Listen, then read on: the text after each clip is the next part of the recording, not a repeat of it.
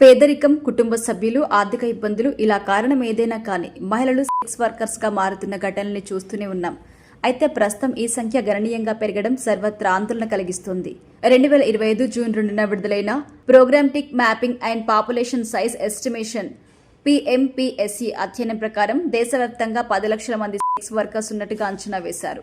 అందులో దాదాపు 53% కేవలం 5 రాష్ట్రాలలో ఉండడం చర్చనీయాంశంగా మారింది. PMPSE నివేదిక ప్రకారం ప్రస్తుతం దేశవ్యాప్తంగా మహిళా సెక్స్ వర్కర్ సంఖ్య 9,95,499గా అంచనా వేశారు. ఇందులో కేవలం 5 రాష్ట్రాల్లోనే మొత్తం సంఖ్యలో సగానికి పైగా అంటే 53% సెక్స్ వర్కర్స్ ఉన్నారని వెల్లడించారు. రాష్ట్రాల వారీగా టాప్ 5 జాబితా పరిశీలిస్తే కర్ణాటక 15.4%, ఆంధ్రప్రదేశ్ 12%, మహారాష్ట్ర 9.6%, ఢిల్లీ 8.9%, తెలంగాణ 7.6%.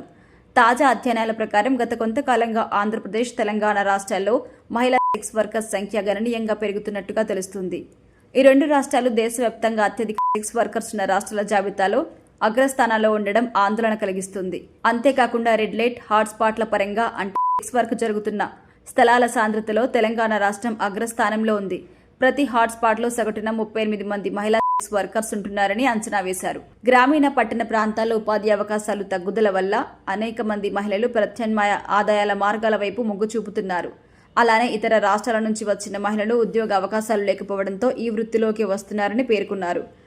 వర్క్ చేసే మహిళల్లో HIV, ఇతర లైంగిక వ్యాధుల వ్యాప్తి ప్రమాదం ఎక్కువగా ఉండడంతో సామాజిక ఆరోగ్య రంగానికి ఇది కూడా ఒక కీలకమైన ఛాలెంజ్ అవుతుందని అభిప్రాయం వ్యక్తం చేస్తున్నారు. ఇది కేవలం నెంబర్లో పెరుగుదల కాదని ఆర్థిక, ఆరోగ్య, సామాజిక, మానవ హక్కుల కోణాల్లో సమగ్ర దృష్టి అవసరమని పలువురు ప్రముఖులు చెబుతున్నారు.